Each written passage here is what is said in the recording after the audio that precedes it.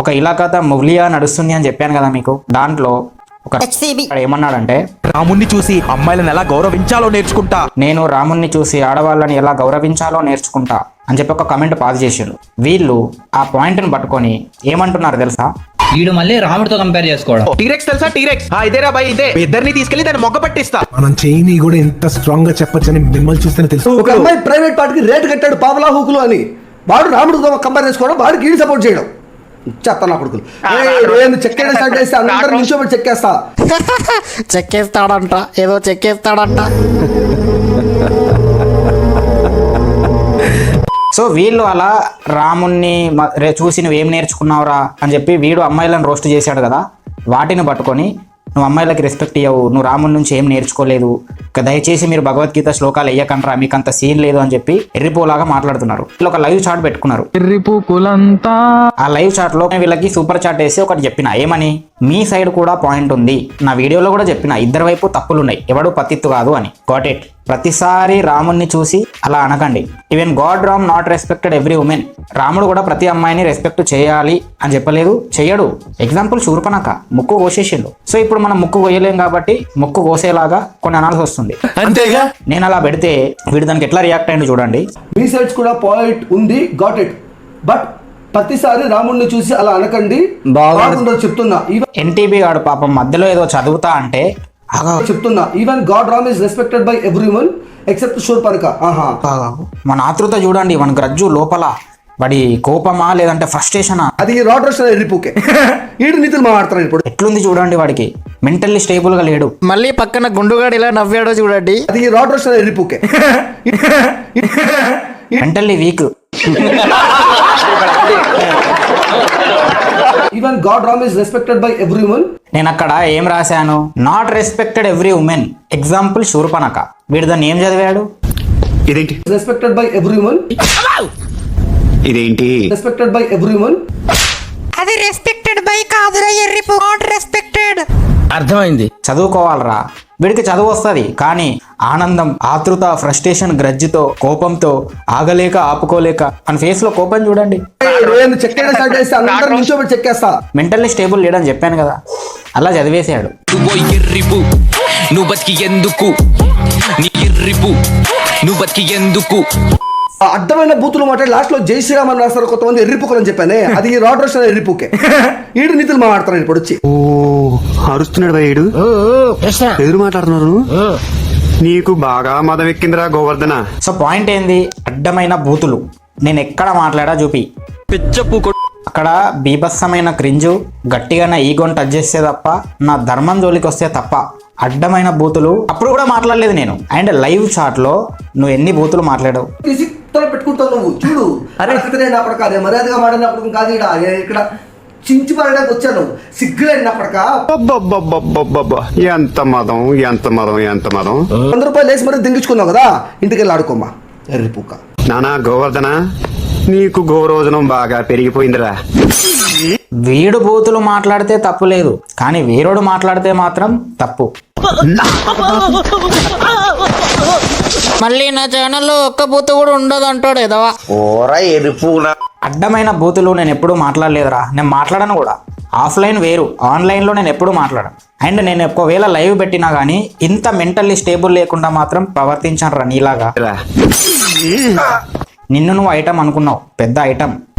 నీకన్నా పెచ్చపు కొడు ఎవడు ఉండడు. 100 రూపాయలు వేసి మరి దింగించుకున్నావు కదా, ఇంటికి వెళ్ళి ఆడుకోమ్మా ఎర్రిపుక్క. 100 రూపాయలు ఇచ్చి మరి కదా అంట. అలా కూడా నేను ఇప్పటివరకు ఎవరిని అనలేదురా.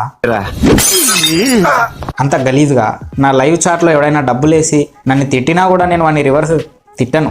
బట్ తిట్టేంత పని మాత్రం తిట్టకుండానే చేస్తా. బట్ ఇలాంటి చిల్లరేశారు నేను పర్లేదు. నోరన్న తర్వాత పాయిఖానా మాదిరిగా కాకుండా కాస్తంత హద్దు పద్దు ఉండాలి, తెలియాలి. ఎస్సీబీ ఎలివేషన్ ఇచ్చుకుంటున్నాడు కదా, రాముడి నుంచి నేను అమ్మాయిని ఇట్లా అమ్మాయికి ఎలా రెస్పెక్ట్ ఇవ్వాలో రాముడి నుంచి నేర్చుకుంటా అంటున్నాడు కదా. ఒకసారి తన వీడియోస్ చూడు బ్రో, నువ్వు అమెరికాలో ఆకులు అని thumbnails లో పెడతాడు. వాడి తప్పులు వీడు, వీడి తప్పులు వాడు తీసుకొని తిట్టుకుంటారు ఎదవలు. ఇప్పుడు రాముడి నుంచి మంచి నేర్చుకుంటాను అని అన్నంత మాత్రాన అరే అసలు రాముడు కూడా మంచోడు కాదు, మంచోళ్ళకే మంచోడు, చెడ్డ వాళ్ళకి చాలా చెడ్డోడు. గుర్తుపెట్టుకోండి, లక్షల మందిని నరికిండు, అందులో అమ్మాయిలు కూడా ఉంటారు. గుర్తుపెట్టుకోండి. రాక్షసీలు ఉన్నారు వంట అమ్మాయిలే, ముక్కులు చేతులు కోసేసిండు. అది బూతులు పక్కన పెట్టు. క్రింజ్ చేస్తే రోస్ట్ చేయాలి. గల్లీ పోలీస్ కంటే గల్లీది చేసేవాళ్ళని ఆ టీరెట్ మొగ్గ కాదు కదా, ఏ మొగ్గైనా గుడిపించేస్తాం బరాబర్. క్రింజ్ చేస్తే మంచిగా ఉండదు. మళ్ళీ ఆ పాయింట్ని తీసుకొచ్చి మీరు మాట్లాడవద్దు. ముక్కు మీద గుద్దితే గౌతమ బుద్ధుడికి కూడా కోపంతో చేయలేస్తుంది. ఆయన కూడా అప్పుడేం శాంతి మంత్రం ప్రవచించడు. అండ్ వీడు నన్ను ఏమన్నారా, అర్థమైన బూతులు మాట్లాడి లాస్ట్ లో జై శ్రీరామ్ అని రాస్తారు కొంతమంది ఎర్రిపుకులు అని చెప్పానే, అది రాడ్ రోస్ట్ ఎర్రిపుకే. జై శ్రీరామ్ అనే పదం కూడా కేవలం భక్తితోనే పలికే పదం కాదు. జై శ్రీరామ్ అనే పదం కొంతమంది కమ్యూనిస్టులు ఉంటారు, టెర్రరిస్టులు తెలుసు కదా, బాంబులు పెడతారు వాళ్ళు. నెక్స్ట్ ఘోరమైన కన్వర్షన్లు, మానవంగాలు, బలాత్కారాలు, అత్యాచారాలు చేస్తారు ఆడవాళ్ళ మీద, రిలీజియన్ పరంగా చేస్తారు. అలాంటి వాటికి అగెన్స్ట్గా ఫైట్ చేసేది, డిఫెండ్ చేసుకునే ధర్మము కట్టర్ హిందూస్ అని కొంతమంది ఉంటారు. కొన్ని బ్యాచ్లు ఉంటాయి, శివసేన, బజరంగ దళ్ అని, అవి ఉంటాయి. వాళ్ళు కూడా జై శ్రీరామ్ అంటారు. డిఫెండ్ చేసుకునేవాడు కూడా ఒక నినాదం పెట్టుకొని జై శ్రీరామ్ అంటుండు, భక్తితోనే కాదు. సో నేను అనే నినాదం భక్తితో వస్తుంది. నేనేం స్వామీజీని కాదు, మళ్ళీ జస్ట్ నాకు ఇష్టం. అండ్ నేను అగెన్స్ట్గా ఫైట్ చేస్తా. నేను గ్రౌండ్ వర్క్ కూడా చేశా, రిస్క్తో కూడుకున్నది కొన్ని చేశా. నాకు అనే హక్కు ఉంది, నేను అంటా. మళ్ళీ ఐటమ్ మా ఒక వీడియో చేశాడు. ఏమని చేశాడు, డాక్టర్ కేసు కోల్కత్తాది. ఆ కోల్కత్తా కేసుని నువ్వు డీప్గా పరిశీలిస్తే అలాంటివి అక్కడ చాలా జరిగినాయి.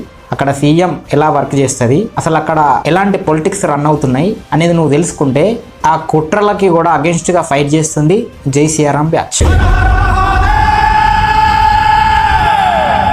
అందుకే వాళ్ళు జై శ్రీరామ్ అంటారు అనే అర్హత ఉంది. నువ్వు దానికి అగెన్స్ట్గా వీడియో చేసావు కాబట్టి నువ్వు కూడా అనొచ్చు. అన్నంత మాత్రాన నువ్వు అమ్మాయిలు అందరినీ రెస్పెక్ట్ చేయాలని లేదు. తిట్టొచ్చు, క్రింజ్ చేస్తే, తప్పు చేస్తే రోస్ట్ కూడా చేయొచ్చు. That's it. రాముని పేరు వలకండి, రోస్టులు చేయండి, క్రింజ్ చేసే వాళ్ళని, గలీజ్గా బిహేవ్ చేస్తే తిట్టండి. That's it. కొట్టలేము కాబట్టి.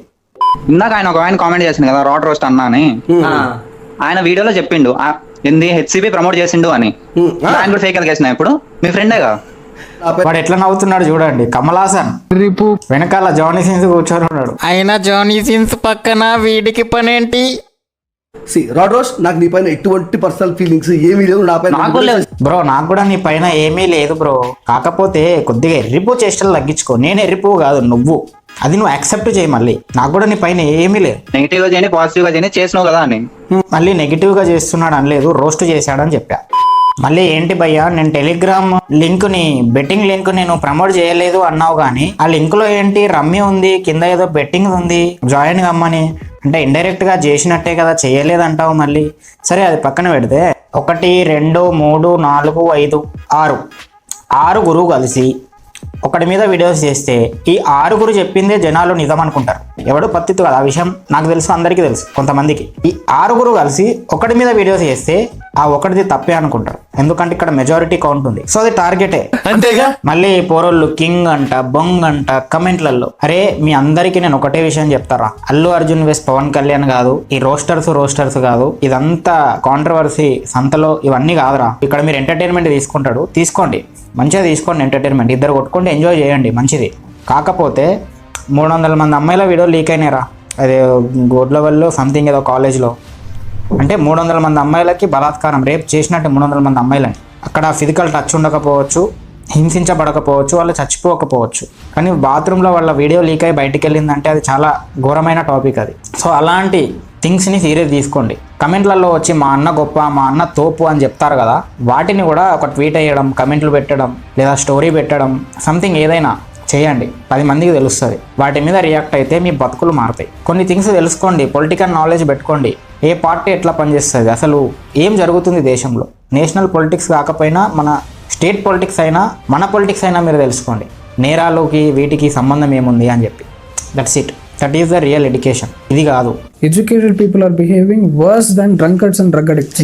ఈరోజు కర్మ చిన్న సైజులో ఉంది కాబట్టి 300 మంది అమ్మాయిలతో ఆగిపోయింది. రేపు కర్మ పెద్ద సైజ్ అవుతుంది. అప్పుడు 3 లక్షల మంది అమ్మాయిల దగ్గరకు వస్తుంది. దాంట్లో మీ ఇంట్లో కూడా ఉండొచ్చు. సో జాగ్రత్త. నెక్స్ట్ అల్లు అర్జున్ వెస్ పవన్ కళ్యాణ్ ఫ్యాన్స్ని రోస్ట్ చేద్దామా, వీళ్ళ క్రింజ్ని, లేదా పల్లవి ప్రశాంత్ రోస్ట్ అయితే ఆఫ్టర్ నెక్స్ట్ వస్తుంది. మీకు కనుక మీ నాన్నమ్మ నచ్చినట్టయితే లైక్ చేయండి. మీరు ఇండియన్ అయితే సబ్స్క్రైబ్ చేసుకోండి.